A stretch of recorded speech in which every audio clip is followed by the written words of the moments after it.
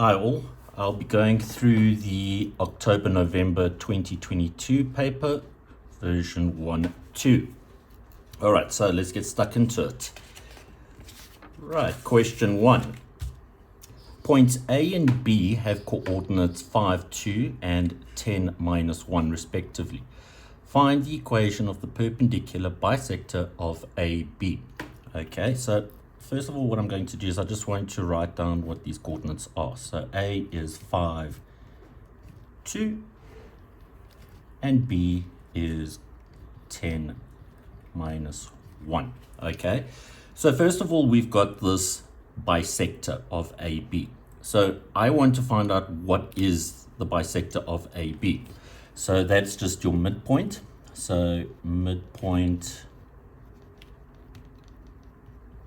of AB, and the formula I'm going to be using is the midpoint formula, which is x1 plus x2 over 2,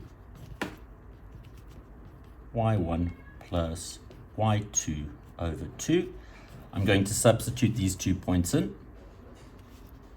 So our x value for point 1 is 5, x value for point 2 is 10, all over 2. Then our y1 value for point 1 is 2. Y value for point 2 is -1, all over 2. And we get a midpoint of 15 over 2 and a half. Okay, so now we know what the midpoint is of AB. It's this here. Now, this, we've got to find the equation of a straight line. So we know that the equation for a straight line is y is equal to mx plus c. So we have two things here that we need to find. We need to find out what this m value is, in other words, the gradient, and the c value, the y-intercept. Okay, so we've got this other keyword here, perpendicular. Now, when lines are perpendicular, we have a relationship between their gradients. So if I call this line 1 and this line 2, I know that the gradient of line 1 multiplied by the gradient of line 2 would be equal to -1. So I'm going to be using that fact over here. I can work out the gradient between A and B. So the gradient between A and B, I'm going to be using the gradient formula, which is y2 minus y1 over x2 minus x1. Substitute these points in, so we get -1 minus 2 over 10 minus 5. And we get a gradient of -3 over 5. Now that is the gradient for AB. So if we call this AB, that's the gradient of that line over there. In order to find the gradient for this perpendicular, all I have to do is invert this and then change the sign. So therefore, the gradient for the perpendicular is going to be equal to 5 over 3, and then just change the sign. So over here, I now know that my gradient is 5 over 3. X plus c. Now, in order to find the c value, I'm going to substitute a point that is on this line. Now, we know that this point over here is on the line because we know that the equation of this perpendicular goes through this bisector of AB. So I just substitute this in. Remember that a coordinate is an x value and a y value. So that's all I do is I plug this in for y, plug this in for x, and find the c value. So y becomes a half, 5 over 3, x is 15 over 2, plus c. We can just do this on the calculator and calculate what c is. So c is equal to -12. Therefore, the equation of this perpendicular bisector is y is equal to 5 over 3 x minus 12. Going on to question B now. Find the equation of the circle with center A, which passes through B. So This is the center of the circle, and on the circumference of the circle, so we have the center A, and then on the circumference we have this point B, okay, and we want to find the equation of that circle. So I'm going to be using this equation here, x minus a squared plus y minus b squared equals r squared. This is the equation of a circle, center off the origin, okay, and we can see that we have a center that is off the origin because we've got this 5, 2 as the center. Now, what is this a and what is this b? This a is the x coordinate for the center of the circle. This b is the y coordinate of the center of the circle. So all I'm going to do is I'm just going to plug in these points here, where that's x and that is y. So we get x minus 5 squared plus y minus 2 squared equals r squared. Okay, let's just say that this was a negative 2. I would still put the negative 2 in here, but the negative and the negative would give you a positive. So you just plug those values in your a and your b, and the signs will work themselves out. Okay, the next thing that we need to do is we need to find what is this r squared. And we do that by substituting a point on the circumference, which is b. So that is your x value, which we plug in here. That is your y value, which we plug in here. Okay, so we get here 10 minus 5 squared plus minus 1 minus 2 squared equals r squared. All I'm going to be doing is just working out what this is, add it to whatever this is, and we get that r squared is equal to 34. I do not need to take the square root because they're not asking for what the radius is. They just want the equation of the circle. And we have that r squared, which I can now plug in here. So therefore the equation of the circle is x minus 5 squared plus y minus 2 squared equals 34.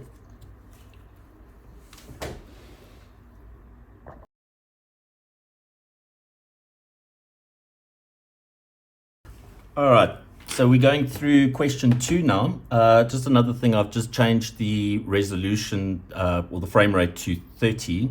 The previous video was on 60 and it was heavy on the data there. So I'm just going to try it out, and if it doesn't work, then question 3 will be different, guys. So question 2 reads, the first, second, and third terms of an arithmetic progression are a, 2a, and a squared. So we have a, 2a, and a squared for an arithmetic progression, where a is a positive constant. So I just want to mark this down. So a is a positive constant. Find the sum of the first 50 terms of the progression. On your formula sheet, we have this over here. Okay, so I'm going to be using this formula over here. Sn is equal to a half n 2a plus n minus 1 times d. All right, that is on your formula sheet. So we have Sn equals n over 2, 2a plus n minus 1 times d. So in this formula, we have n that we need, a that we need, and d that we need. The n we know, it's 50 terms. The a we don't know, and the d we don't know. Now, your a is your first term. All right, so our first term here is a, but we need a numerical value. So we'll get to that in a second. Likewise for d, how did I get from there to there, and then from there to there? We are either adding or subtracting the same thing. Because it's an arithmetic and we need to calculate that. So what I'm going to do here is, because each term is in terms of a variable, which is a in this case, I'm going to use the fact that whatever I did to get from this term to this term, either added or subtracted the same thing, I would do exactly the same thing over here, add or subtract the same thing. Okay, so we know that T2 minus T1 where this is T1, T2, T3. Term 1, term 2, term 3. That has to be equal to T3 minus T2. In other words, the common difference is the same. By substituting in here, we get 2a minus a is equal to a squared minus 2a. All right, so 2a minus a is a squared minus 2a.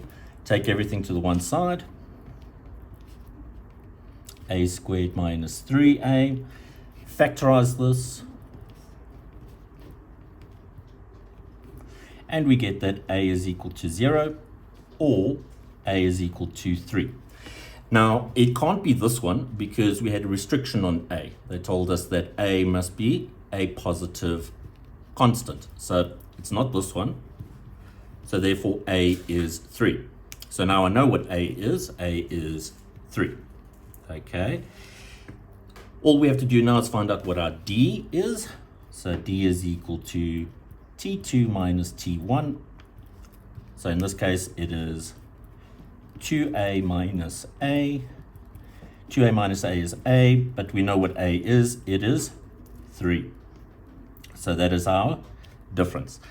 Now I have the n, I have the a, and I have the d. I can plug everything into this formula here, and we get s of 50 is equal to 50 over 2.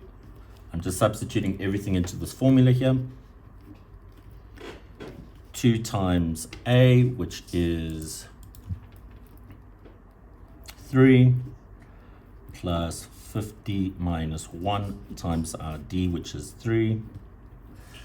And if we put this all in the calculator, we will get a solution of 3,825. And that is the sum of the first 50 terms.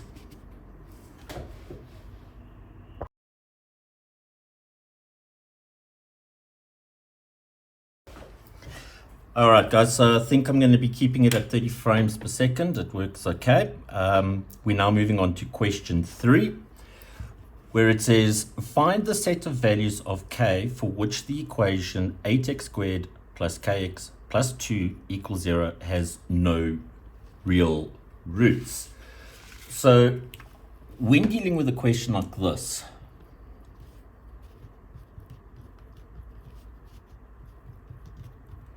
first of all, you need to make sure that the equation is in this form. Ax squared plus bx plus c is equal to 0. You have to set it equal to 0, and I'll explain now why in a second. Now, this is a nature of roots type of question because we need to discuss when we have no real roots. So for that, we've got delta. And delta is equal to b squared minus 4ac. And that is why it's important to get it into this form here, because once it's in this form, we can just pull out what the a is, the b, and the c, and plug it in here. Now, before I go into this, I just want to discuss when our roots are real, equal, or non-real. So if delta is less than 0, in other words, our discriminant, this thing here, is less than 0, then we have non-real roots.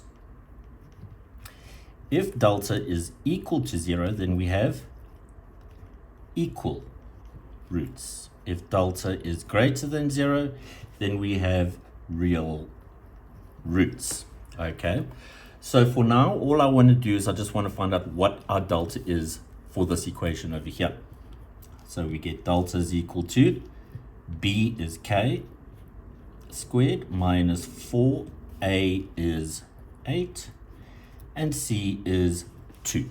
So we get here delta is equal to k squared minus 64.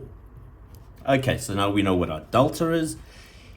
To answer this question, we have to have no real roots. So our delta for non-real roots has to be less than 0. So delta less than 0 for non-real roots. Okay. We know what our delta is. It's this k squared minus 64 is less than 0. And now we have an inequality to solve. So I'll factorize this and we get k plus 8, k minus 8 less than 0. To solve the inequality, our critical values are, if I had to solve for this, it would be k is equal to minus 8. And for this one here, we get k is equal to 8. I use these on a number line. Smallest one on the left, which is the minus 8. And then the biggest one on the right, which is 8. Because this is strictly less than, open dot, and this goes plus, minus, plus. In other words, anything greater than 8, 9, 10, 11, 12, and so on, would make this expression positive. Anything that lies between minus 8 and 8, excluding these two, this expression would be negative. Then anything less than minus 8, minus 9, minus 10, minus 11, and so on, would make this expression positive. So what are we looking for? This expression must be less than 0. In other words, it must be negative. So any value between minus 8 and 8 is our solution. We get here k is an element from minus 8 up to 8, from minus 8 up to 8. The open dots are excluded, so it's round brackets. And there's our solution there. All right, going on to question B. We have to solve for this equation, 8 cos squared theta minus 10 cos theta plus 2 is equal to 0, where theta lies between 180 degrees and 0 degrees. Right, so what I do with an equation like this, just so that I can see how the factorization works, is I always make A cos and I make B sine. So over here we're going to get 8a squared minus 10a plus 2 is equal to 0. And I feel that this is a lot easier to work with than something like this. All right. This is a trinomial. Just to make our lives easier, I'm going to divide through by 2. And we get 4a squared minus 5a plus 1 is equal to 0. We can factorize this trinomial to get 4a, 1a, 1, and they both have to be negative.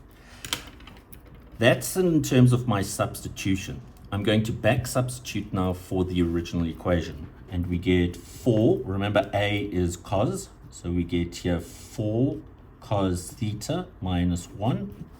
A is cos theta minus 1 is equal to 0. Solve for both these cos thetas, and we get cos theta is equal to a quarter, or cos theta is equal to 1. All right, now, in order to solve for this, just get your calculator. Make sure that it's in degree mode, not in radians.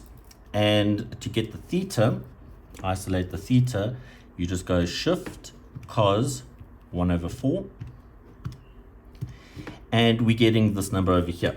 Now, just follow your instructions on the front of the page here. So it says here, this last one here, give non-exact numerical answers correct to 3 significant figures or 1 decimal place for angles in degrees. So I need to round this off to 1 decimal place, and we get 75,5 degrees. All right, let's do it for this one here. So just delete this quarter and put 1 in, and we get theta is equal to 0 degrees. I don't have to go any more than that in terms of our general solution, because I can see that we have a restriction on our theta here. It must lie between 0 and 180. Both of these lie between 0 and 180, so they satisfy this condition. If I had to go with the general solution, however, my angles would be greater than 180, so I'm not even going to bother with that.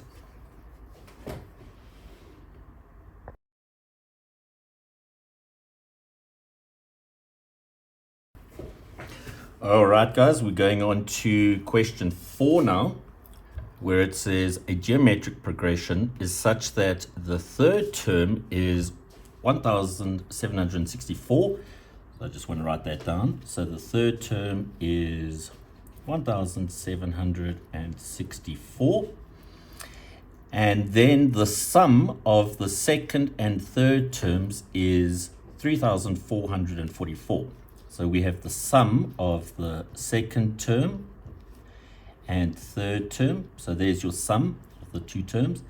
And that is equal to 3444. Find the 50th term. Right, because we're dealing with an arithmetic progression and we've got individual terms and sum of terms, I'm going to be using this formula here, which is Tn is equal to ARn minus 1. Okay, that's for a geometric. It is on your formula sheet. It's listed as that one over there. Un is equal to ARn minus 1. Okay. All I'm going to be doing is I'm just going to be substituting this into there, there, and there.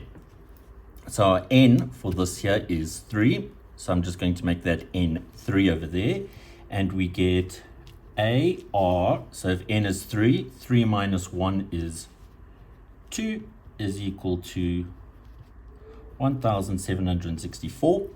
Likewise over here, my n is 2. So we get here AR 2 minus 1 is just the 1.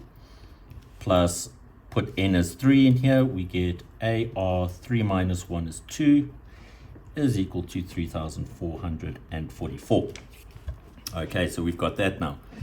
However, I know what AR squared is from over here. It's this 1764. Let's plug it in there.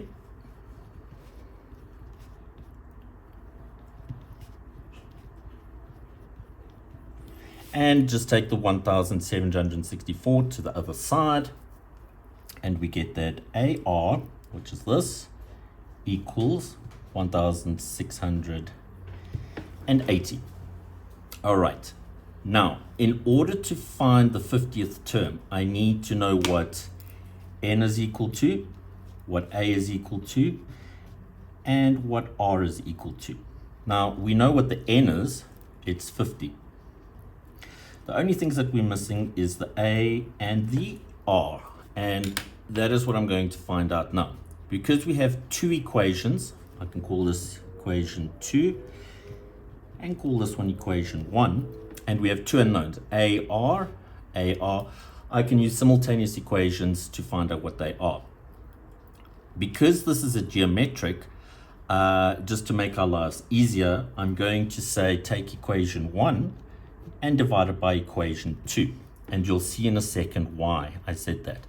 So over here we've got equation 1, so we get AR squared divided by equation 2, which is AR, is equal to 1764 divided by 1680. Now the reason why I went for the divide like this is because you can see here that the A's will cancel. And I'm just left with the one variable, which is the r. So the a's will cancel, and r squared and r will just be left with r is equal to. Slap this on the calculator, and you should get 21 over 20. All right. From here, I can substitute this r value into either one of these, which is equation 1 or equation 2. I'm just going to substitute it into equation 2. It's the easier one. And our r value is 21 over 20 is equal to 1680. Divide both sides by 21 over 20, and we get that a is equal to 1600. All right, so now we know what our a is. It's 1600. We know what our r is. It's 21 over 20, and we know what our d is, our n is, which is 50. Can substitute everything into this formula. So we get Tn is equal to ARn minus 1. So T50 is equal to our A value is 1600, R value is 21 over 20 to the power of 50 minus 1. All right, if we put this on the calculator, 1600 multiplied by 21 over 20 to the power of 49, we get this value over here. So T50 is equal to 17,474.13301. However, we must be careful. The instructions tell us in the front here, give non-exact numerical answers correct to 3 significant figures. So I need to round this off to 3 significant figures. So we have here 1, 2, 3. That 7 is going to bump that up to a 5. So therefore, T50 is equal to 17,500. And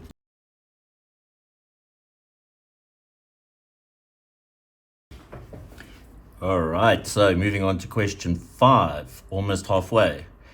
The graph of the equation y is equal to f of x is transformed to the graph with the equation y is equal to g of x by a stretch in the x direction with a factor of 0.5 followed by a translation of 0.1. The diagram below shows the graph of f of x. On the diagram, sketch the graph of y is equal to g of x. Okay, so we've got 2 transformations here. First of all, we've got this stretch factor, and then over here, just remember that this is your x and this is your y. So what we're doing here is we're not moving it in any direction of the x, but we are moving it up in one direction, in the y direction. Okay, guys, so the first thing I'm going to do is let's list some critical points here. And I'm going to be looking at this point, this point, this one, and this one. Where can I do this? Find some space here. Okay, so let's do it over here. So this point over here has the coordinates 0, 1. The next one has the coordinates 1, 3. Let's do this one here. 2, 1. The next one we have 4, 1. The next one we have is 1, 3. And then the last one that we have is 3, 3. Okay, and now just remember that this was f of x. Now, we've got 2 transformations here. First of all, whatever our coordinate is, x, y, is now going to be mapped to. And what are we doing with the x, first of all? We are multiplying it by 0.5. Okay, so what this is saying, it's saying x goes to 0.5 times x. That's our new point. And then y just goes to y. We're not doing any factor with the y coordinate. Then we've got this followed by a translation of 0, 1. So now our coordinate is going to be, nothing is happening to the x, but we're taking our y value and we are adding 1 to it. So I'm going to be doing these transformations to these points over here. So with the first one, x goes to 0.5 times x, so 0.5 times 0. This gets mapped to 0. And then what do we do with the y value? We add 1. So that's going to go to 2. This one here, we take 0.5 times that, which is going to give us 1. And then we add 1 to that, which is 2. The next one, we take 0.5 times that, which is 2. And then we add 1 to that, which is 2.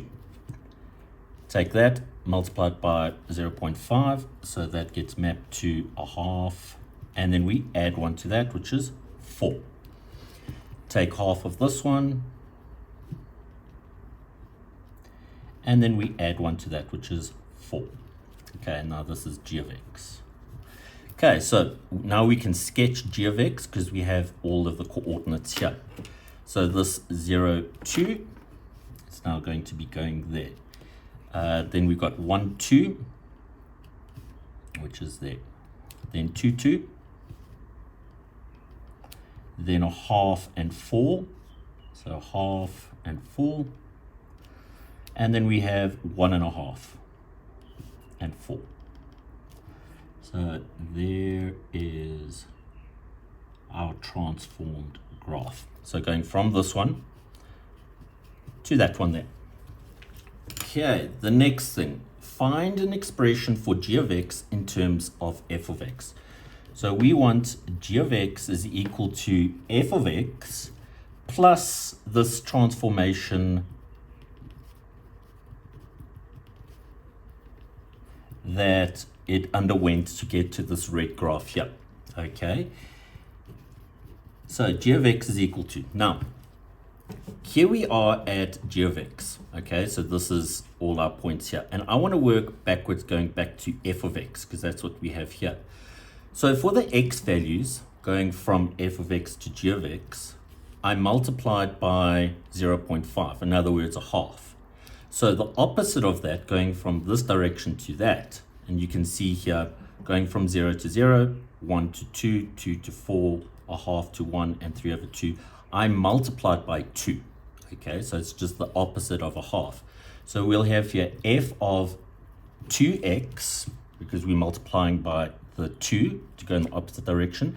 And then with the y values, all we did was going from f to g, we added 1 to the y values.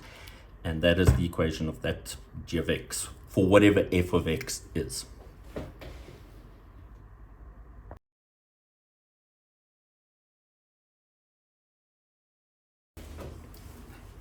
All right, moving on to question 6.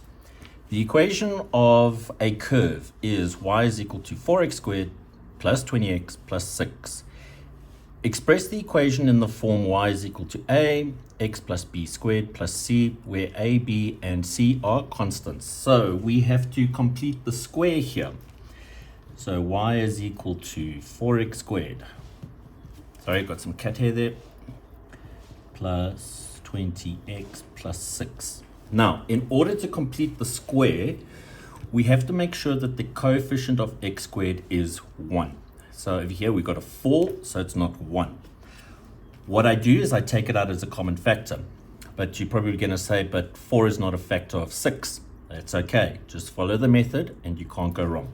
So y is equal to, I'm going to take out the 4, and we're left here with x squared plus 5x plus, and all I have to do here is just say 6 over 4. Okay, because if I multiply this 4 back in, we're going to get 6 over 4 multiplied by 4. The 4's cancel and we're left with 6. Now, the next part of completing the square is I'm going to take half the coefficient of x. So we take half of that. 5 divided by 2 is 5 divided by 2. I can't simplify it. The next thing is I take that 5 over 2 and I square it. And we get 25 over 4. Okay, so we get y is equal to 4 x squared plus 5x. I'm going to add in this, the 25 over 4. But because I added it in, I have to take it away to keep the equation or the expression the same, plus the 6 over 4. So y is equal to 4. And what I've done here now is I've created a perfect square. So it's going to be x squared and whatever I squared over here. So plus 5 over 2 squared. If this was a negative, then you would be squaring the negative 5 over 2. Then I would put in here minus 5 over 2. So whatever the sign is, just put it in here. Then we've got this minus 25 over 4 plus 16 over 4, which is going to give us minus 19 over 4. Okay, we're almost there. I'm just now going to multiply in this 4 into this bracket over here and into this term here, this minus 19 over 4. And we get y is equal to 4 x squared plus 5 over 2 squared. 4 times this is just going to leave us with minus 19. So we've got it in that form there. All right, so the next question, hence, solve the equation 4x squared plus 20x plus 6 equals 45. Now this word hence normally means that you need to use the previous solution that you got here. So we can see here that we have completed the square on this 4x squared plus 20x plus 6, which is the same as this.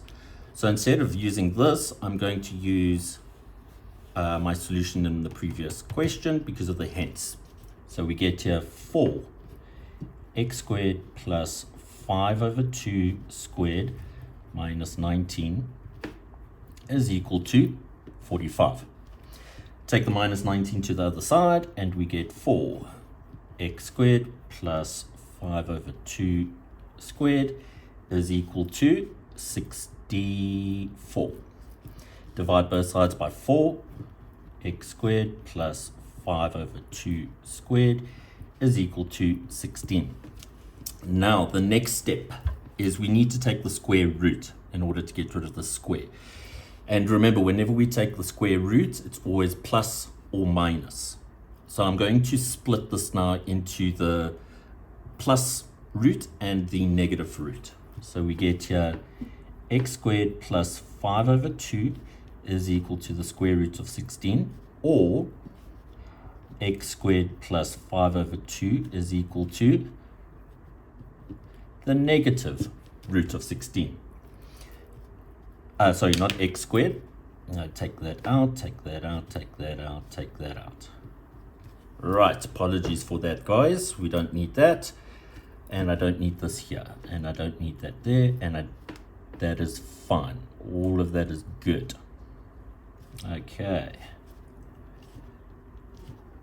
All right, guys, it happens. Human nature. Just remember that if you're going through your paper like this, you can always pick up your mistakes as you're going along. Okay, so again, apologies for that.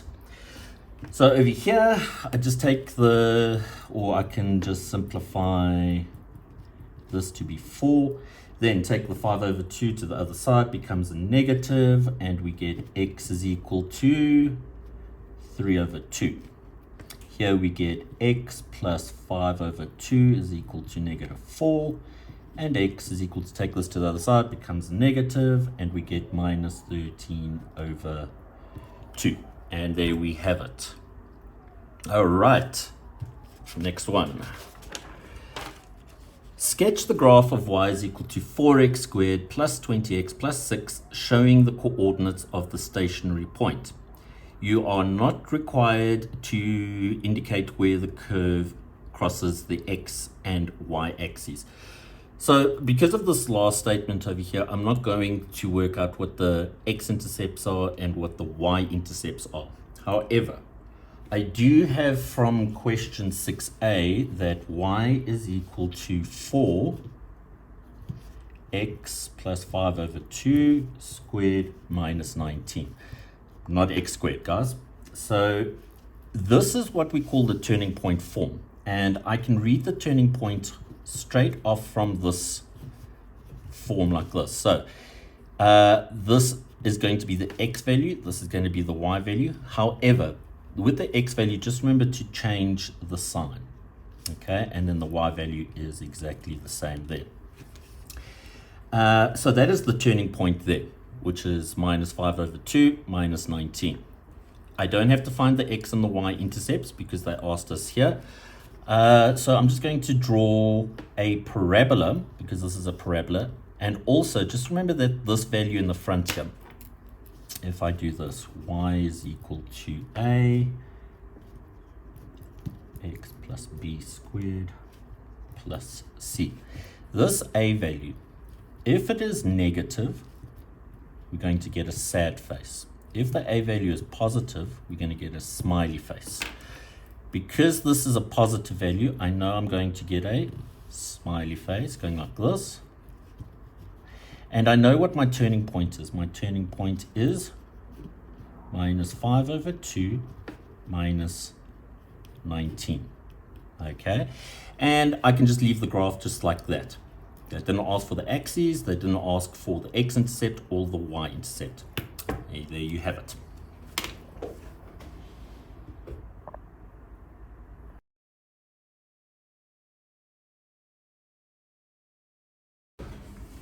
All right, going on to question 7.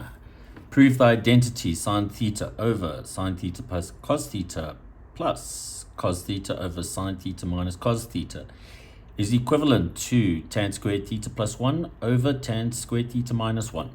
All right, so what I like to do with these identities is I like to work with left-hand side, right-hand side. So if we have a look at the left-hand side, we have sine theta over sine theta plus cos theta plus cos theta over sine theta minus cos theta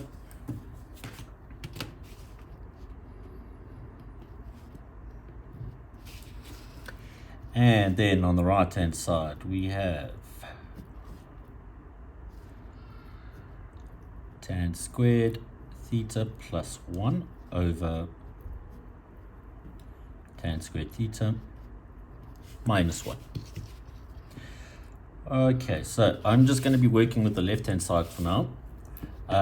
Just remember, when we're adding and subtracting fractions, we get an LCD. So our lowest common denominator here would be sine theta plus cos theta and sine theta minus cos theta. So this one here is missing the sine theta minus cos theta, so I need to multiply the top with that. And then likewise over here for this one, it's missing the sine theta plus cos theta. So I'm going to multiply this cos theta by that. Okay, and we get sine theta, which is this, multiplied with that, which is sine theta minus cos theta plus cos theta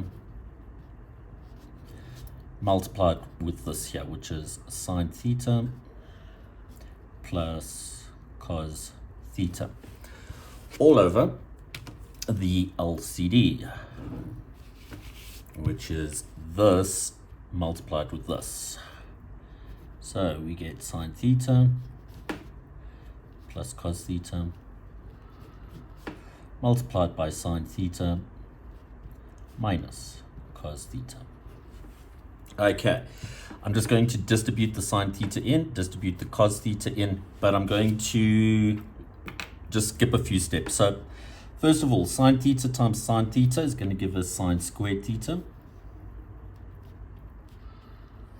Then this sine theta times the cos theta will give us minus sine theta cos theta. But over here, I'm getting a plus sine theta cos theta, so they will cancel. So all I have to do now is just distribute that with that, and we get plus cos squared theta. Okay, all over. Here we have a difference of 2 squares, so I'm just going to FOIL it using the first and the last. The inner and the outers will cancel. So we're left here with sine squared theta, which is your first, times your last, which is minus cos squared theta. Then sine squared theta plus cos squared theta we know is 1 all over sine squared theta minus cos squared theta. Okay, so I'm going to leave that left-hand side like that for now, and now I'm going to start working on this right-hand side. Okay, so this is LHS. Okay, so let's have a look at the right-hand side now. I'm going to change the tan to sine over cos, so we get here sine squared theta over cos squared theta plus 1. Now, instead of doing it all over this one here, I prefer to do it like this. So divided by, change that tan squared to sine squared theta over cos squared theta minus 1. Just like the previous one, if we're adding and subtracting fractions, we get an LCD, so it's going to be cos theta. So we get here sine squared theta plus cos squared theta all over cos squared theta. Again, LCD, which is going to be cos squared theta, but we're dividing by a fraction, so I'm going to tip and times. So that becomes times, and the cos squared goes up at the top, and then at the bottom we'll have sine squared theta minus cos squared theta. So sine squared theta minus cos squared theta. Okay, again, I just missed a step there.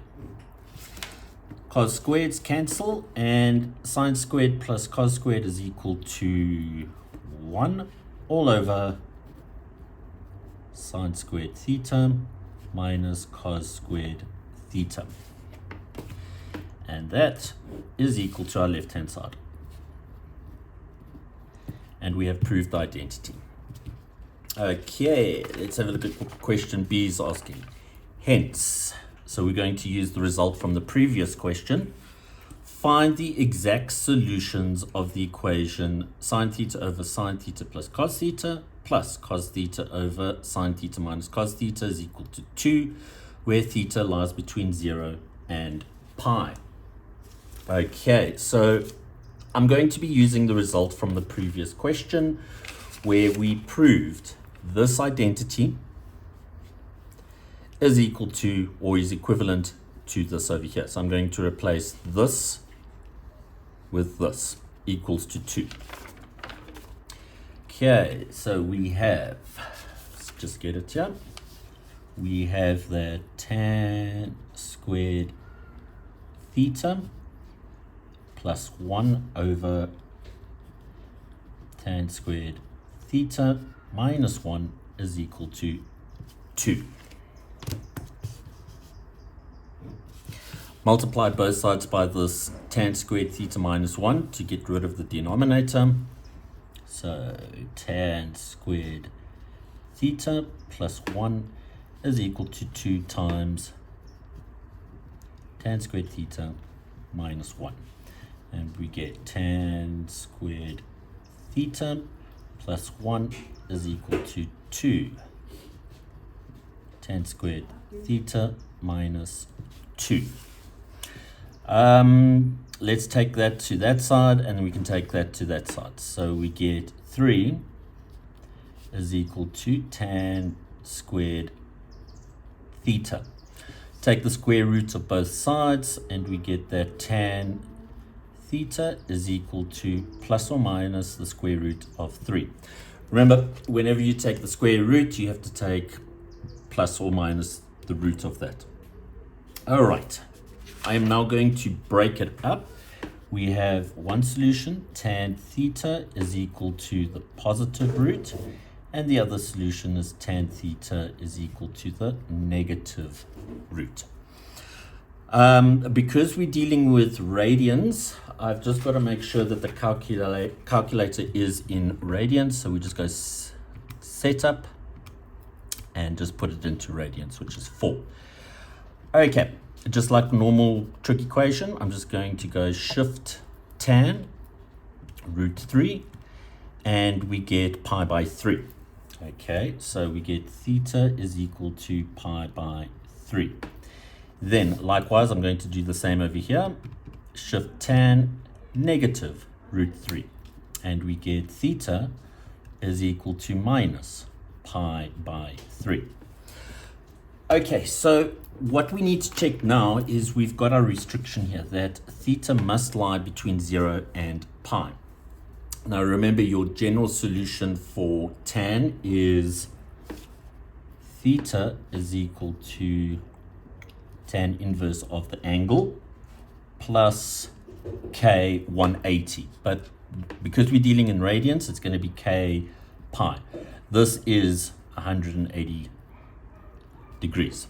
Okay, so all I'm going to do now is I'm just going to check these solutions. Obviously this one is within the restriction, however this one isn't, but there could be the period of this of 180 that is in this restriction. So This one is fine.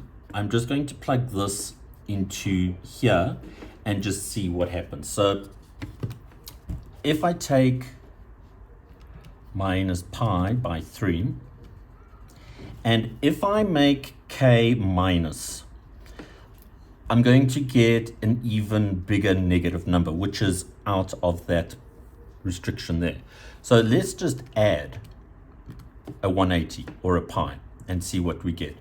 And here we get 2 pi by 3.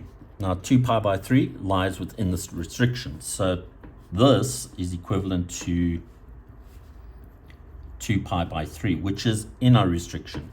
Now if I add 2 of those, I'm getting outside the restriction.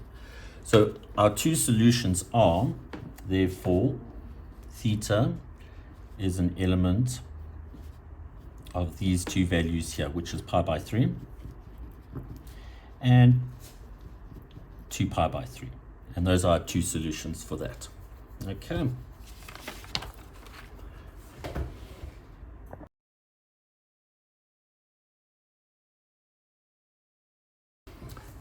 Moving on to question 8. The equation of a curve is such that dy dx is equal to 3x to the half minus 3x to the minus a half. The curve passes through the point 3, 5. Question A. Find the equation of the curve. So what they've given us here is they've given us the derivative.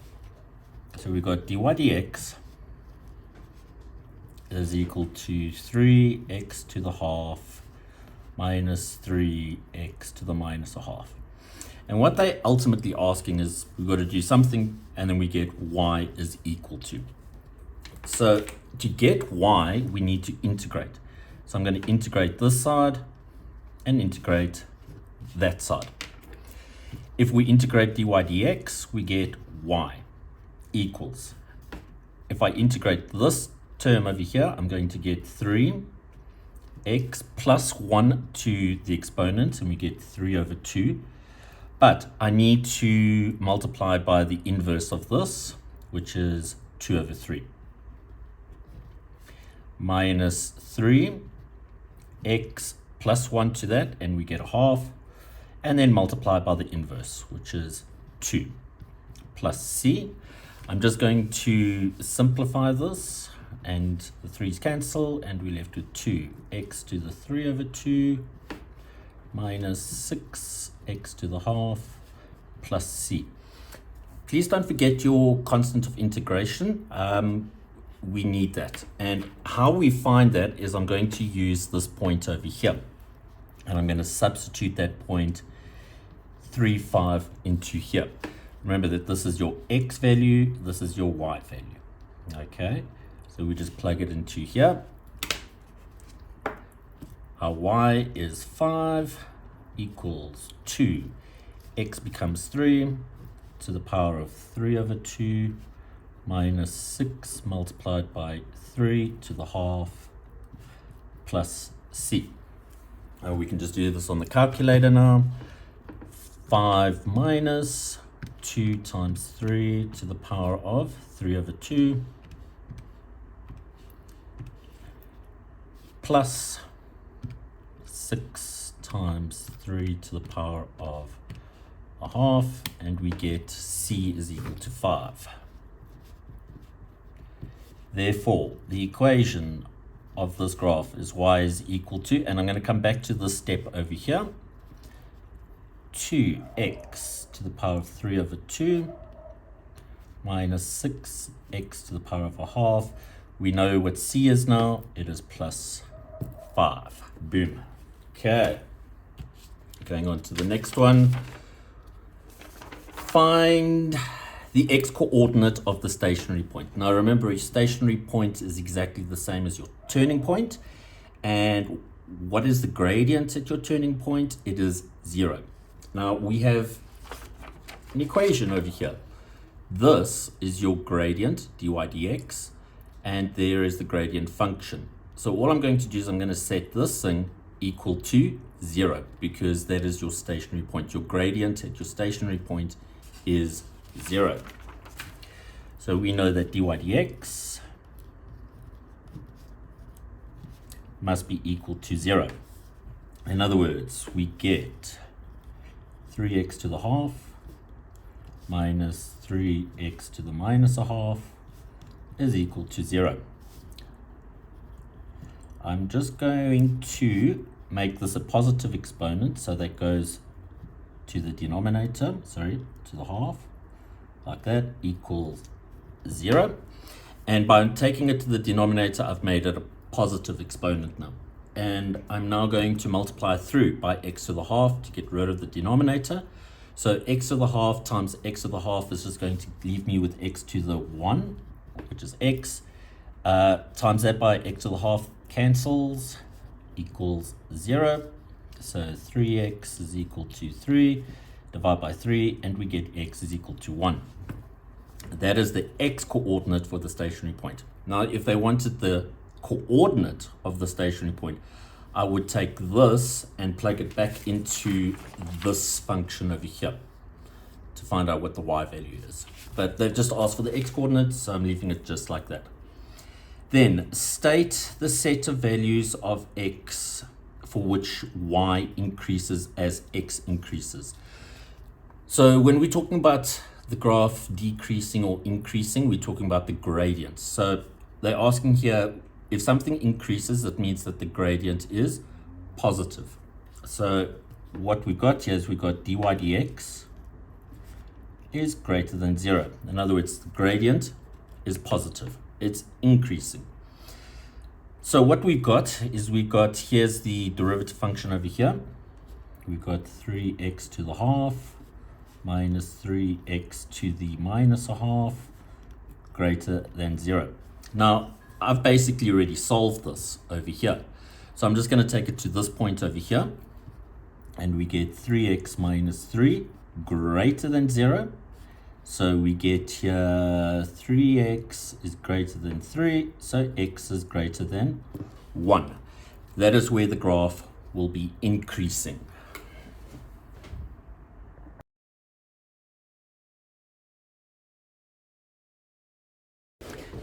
Okay, moving on to question 9. Functions f and g are defined by f of x is equal to x plus 1 over x for x is greater than 0. And then g of x is equal to ax plus 1 for x is an element of the reals. I just want to highlight these restrictions for these two functions.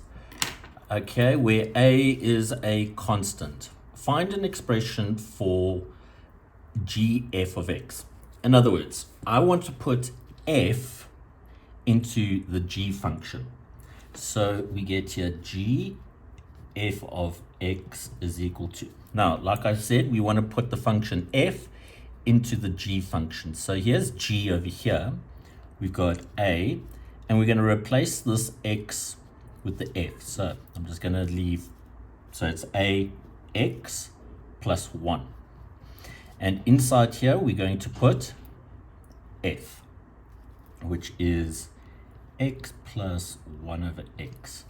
I can just distribute the a in, and we get ax plus a over x plus 1. So that is gf of x. Then question B, given that gf of 2 is equal to 11, find the exact value of a. Well, we know what f or gf is. It's this over here. And they're telling us that function value of 2, if I put 2 in here, is equal to 11. So all I have to do is just say a2 plus a over 2 plus 1. So that's our gf, there it is there, equals 11. Okay, simplifying here, and we get 2a plus a half a is going to give us 5 over 2a is equal to 10. Divide both sides by 5 over 2. So that is going to be 10 divided by 5 is 2. 2 times 2 is 4. So we get an a value of 4. Then, given that the graph y is equal to f of x has a minimum point when x is equal to 1, explain whether or not f has an inverse. So if we have a look at f of x, which is x plus 1 over x, and we know that the x values must be greater than 0, so this is valid. If I have a look here, just get an LCD, we get x squared plus 1 all over x. Okay. If I look at the numerator, that is going to be a parabola.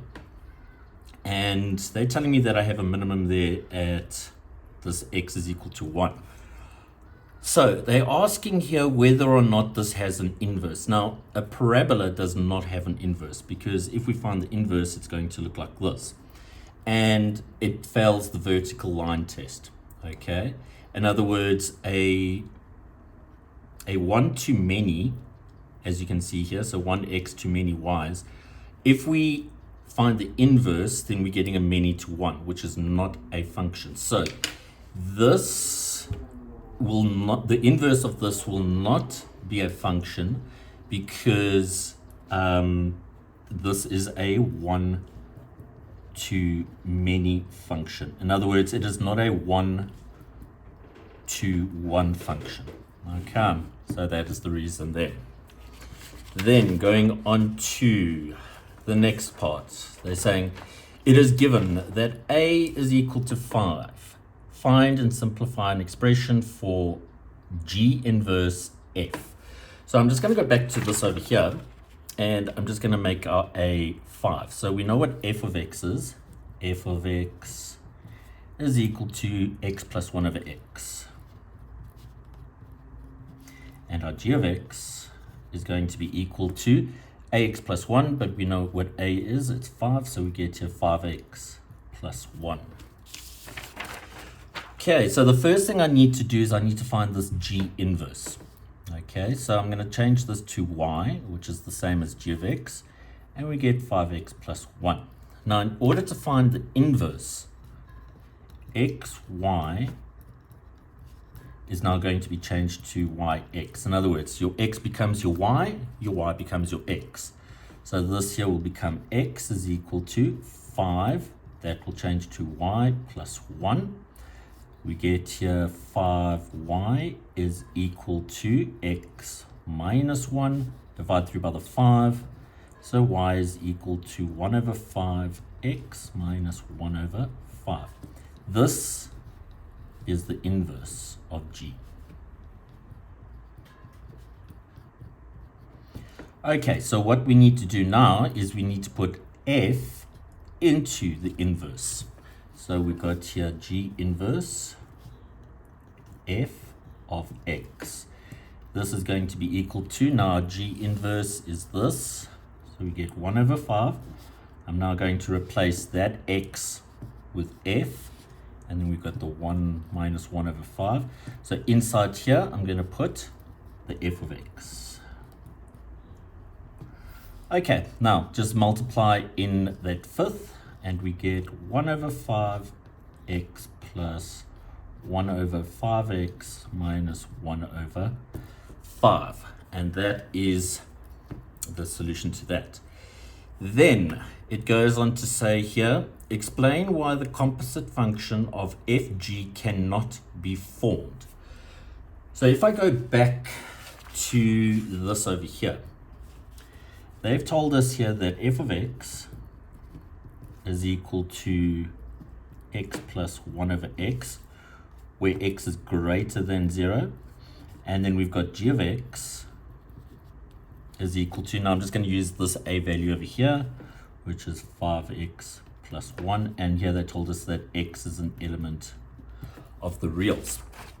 And they're asking for fg. Okay, so in other words, putting g into f. And why this can't be formed. Well, if I have a look here, I can only have, for this function over here, I can only have x values that are greater than 0. Okay, but just remember that if we find fg, that means that the y values of this will be the input of this. So we can see that x is an element of the reals here. So that means that y will be an element of the reals. In other words, we can have any y value. But that's not true for this, because our y values here will become our x values here. And we can't have any x value for this function over here, because here we've got y as an element of the reals, but then these y values will become these x values. But we can't have all y values or all x values. We can only have x values that are greater than 0. So what I would say here is the domain of f does not include the whole range of G. Okay, almost done, guys.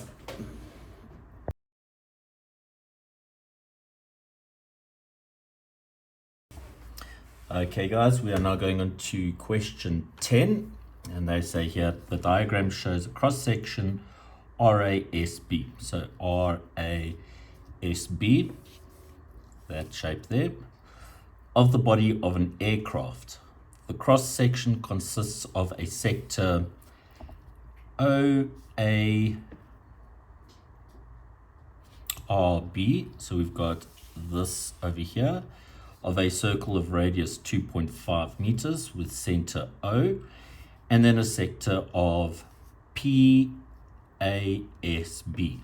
this over here, of another circle of radius 2.24 with center P, and a quadrilateral OAPB.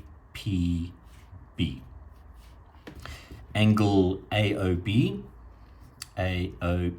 is 2 pi by 3, and an angle APB, which is 5 pi by 6. Find the perimeter of the cross section RASB. So we want to find the length of that, giving your answer correct to 2 decimal places. So what I'm going to do here is I'm going to work with the 2 different circles. I'm going to work with that part there, work out the perimeter of that, and then that part over there, the perimeter of that. So basically we're going to be finding the arc length. This formula is on your formula sheet. Arc length is over here, which is r theta. Remember that it's in radians. Now, in order to work out this arc length, I need this angle over here. I already know what this angle is over here. So this angle over here will be equal to 2 pi minus 2 pi by 3. In other words, 360 minus what's left, and we are left with, if we work this out on the calculator, 2 pi minus 2 pi by 3, and we're left with an angle of 4 pi by 3. Okay. Right, so let's find the perimeter. So the perimeter, P, is going to be equal to this arc length here. So that's going to be, our formula is r theta. So r here is 2.5.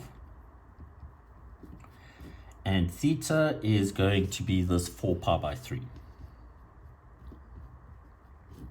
So that bit there has done that arc length there. Now we need to do this arc length over here. So I need to add. Again, the formula is, so if we have a look at arc length, it's equal to r theta. So that's the formula that I'm using. So our radius here is 2.24 multiplied by the angle, which is 5 pi by 6. Okay. And we get, let's do this on the calculator. So 2.5 multiplied by 4 pi by 3 add that to 2.24 multiplied by 5 pi by 6.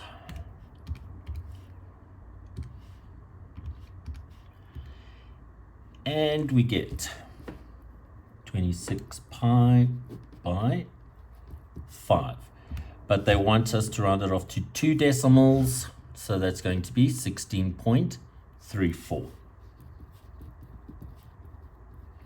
And our units, if we have a look here, is meters. Okay, going on to the next question,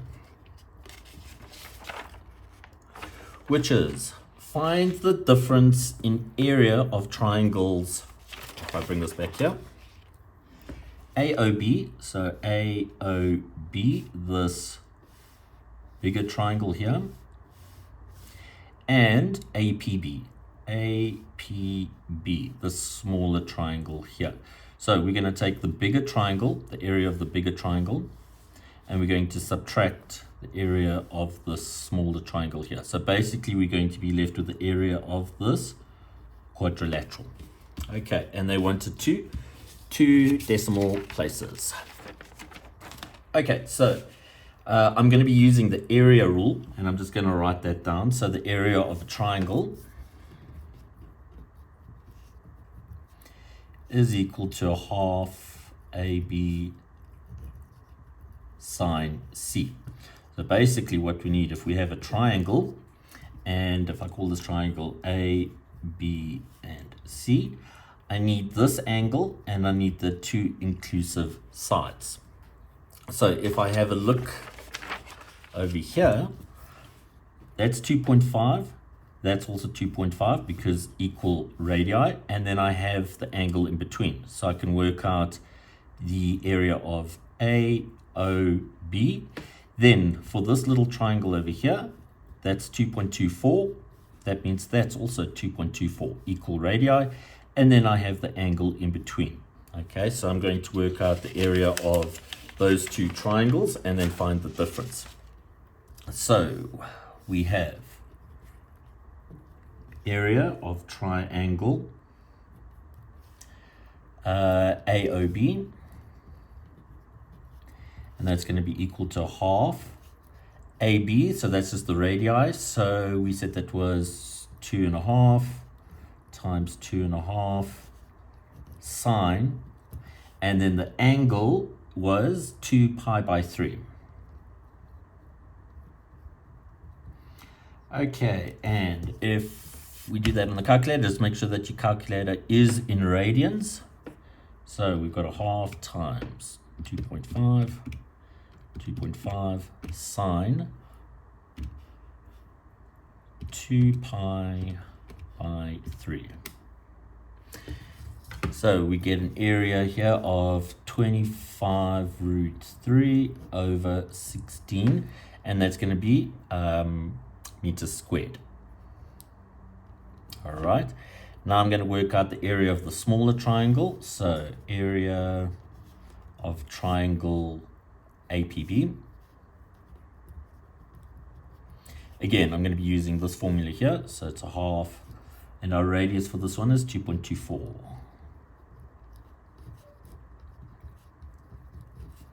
Sine, and then the angle that it subtends is 5 pi by 6.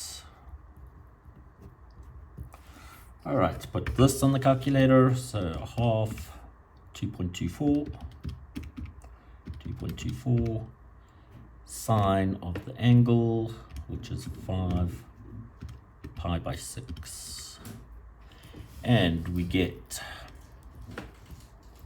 784 over 625 meters squared. So the difference is going to be equal to this one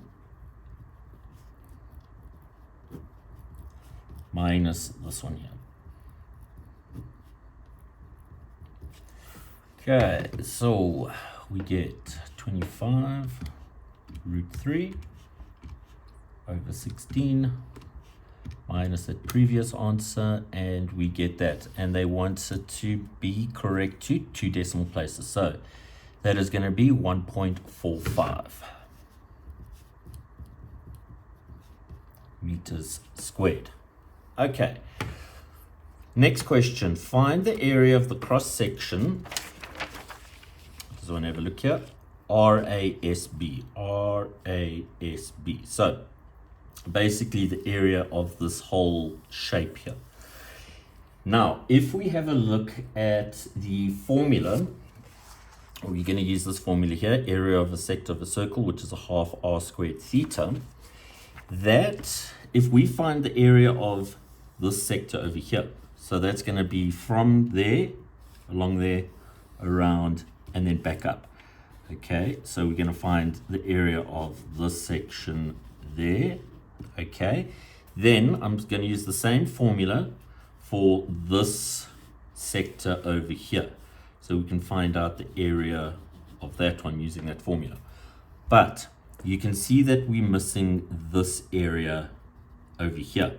Okay, but we know what the area of this is. We've worked it out over here for this question. So I'm going to use the area of a sector for this, add it to the area of the sector for this, add the area of this little bit here, which we got over here.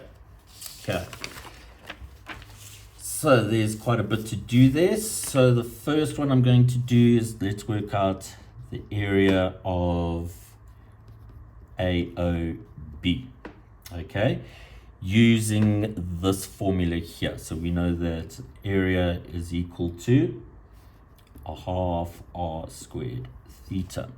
So we get a half. The radius for AOB is 2.5 squared. And then the angle for that, remember, we worked out this angle over here to be 4 pi by 3. So that's multiplied by 4 pi by 3. We can get an answer there.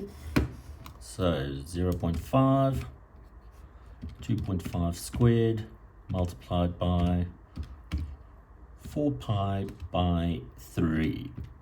And we get 25 pi by 6.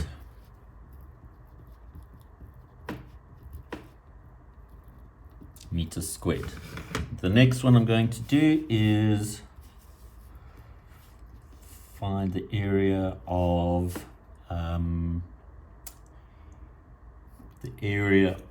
APB. Again, using this formula over here, so it's a half r squared. So our radius for this is 2.24 squared multiplied by the angle, which is 5 pi by 6.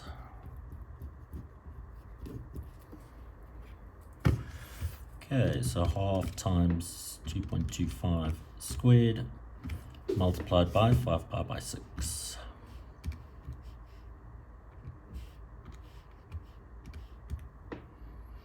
And we get that. So I'm just going to write down this whole number because I'm going to round off the final answer to 1 decimal. So 6.626797004. And that goes on and on and on. All right. Now, the area of the cross section. Okay, so area of cross section is going to be equal to this plus this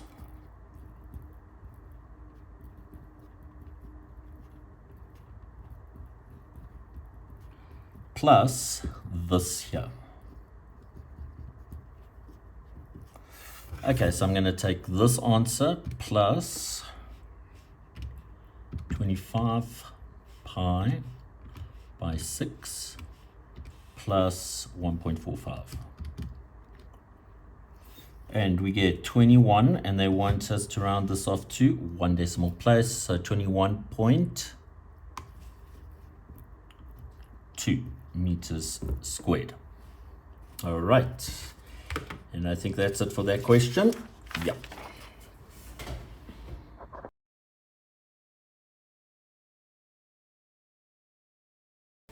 Okay, guys, we've made it. Last question. Okay, find the coordinates of the minimum point of the curve y is equal to 9 over 4 x squared minus 12x plus 18. So remember how to find minimums and maximums is we differentiate and we set that derivative equal to 0 because that is where the turning point is. So that is what I want to find. I want to find dy dx and I want to set that equal to 0. All right, so if we differentiate this, that will give us 9 over 2 x minus 12 equals 0. So we get 9 over 2x is equal to 12. Divide both sides by 9 over 2, and we get x is equal to 8 over 3. All right, so now what we need to do is now we need to find the y value because they want the coordinate. And remember, coordinate is an x, y value.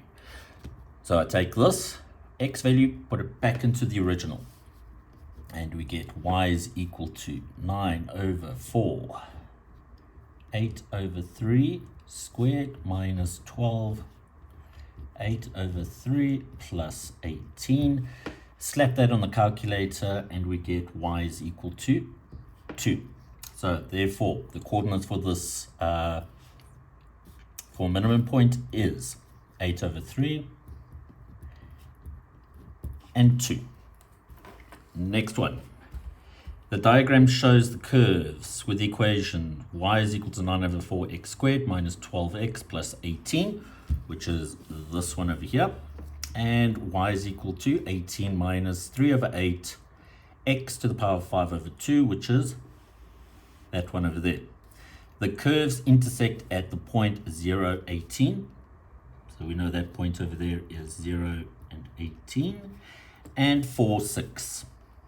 And we know that this one is 4, 6. Find the area of the shaded region. So we want to find the area of this bit here.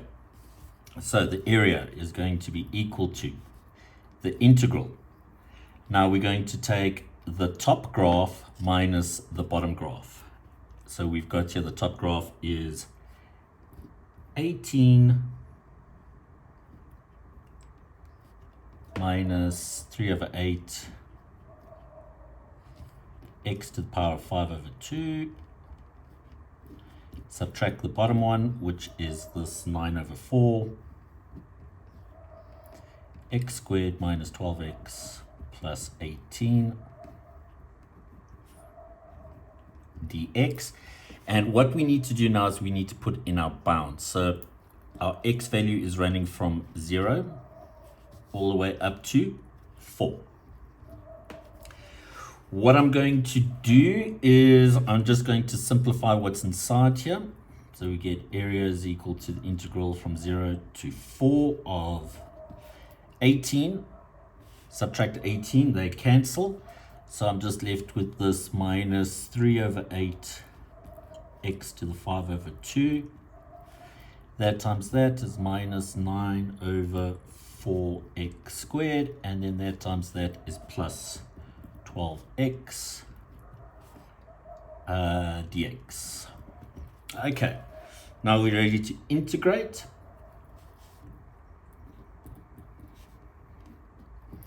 So this is going to be minus 3 over 8x. I add 1 to this and I get 7 over 2. Then I multiply by the reciprocal of this, so that's 2 over 7 minus 9 over 4 x to the power of, add 1 to that, 3, multiplied by the reciprocal, which is 1 over 3, and then plus 12 x to the power of 2 multiplied by the reciprocal. And we are taking this from 0 to 4. Okay. So if I have a look here, if I put 0 in here, that term will fall away, that term will fall away, that term will fall away. So I'm only really interested in this one over here. If it didn't fall away, just remember how we do this. We take the top one minus, put the bottom one in. Okay, so it's the top one's answer minus the bottom one's answer. But in this case, I just have to worry about the top one. So we get that the area is equal to, where are we? So also I'm just going to simplify what that times that is, what that times that is, and what that times that is, and then plug in the 4 into the x. So I'm just going to be skipping a few steps there. So we get minus 3 over 28, 4 to the power of 7 over 2, minus 3 over 4, 4 to the power of 3, plus 6 all squared. And that gives us, if we put it in the calculator, 240 over 7. And if we put that in the calculator, 240 divided by 7, we get that. Now remember that we have to round off to 3 significant figures. So 1, 2, 3, so that's going to be 34.3. 34.3. And I don't know what the units are, so it's just units squared. Okay, last one. A point P is moving along this curve 18 minus 3 over 8 x to the power of 5 over 2 in such a way that the x coordinate of P is increasing at a constant rate of 2 units per second. Find the rate at which the y coordinate of P is changing when x is equal to 4. So we want to find out the individual change in one of the coordinates, in this case, y. So if we have a look at our derivative, we know that dy dx is the change in the function. That is going to be equal to dy dt, the change in y, multiplied by dt dx. Okay. So I've got a few things to find here. I just want to find out what dy dx is. So dy dx is equal to, we have our function over here. So if I differentiate this, that is going to give us minus 15 over 16 x to the power of 3 over 2. Okay. Now, when x is equal to 4,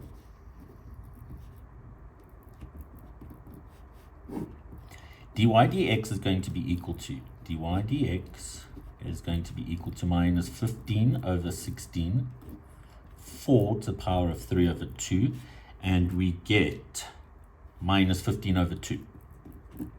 Okay, dx dt.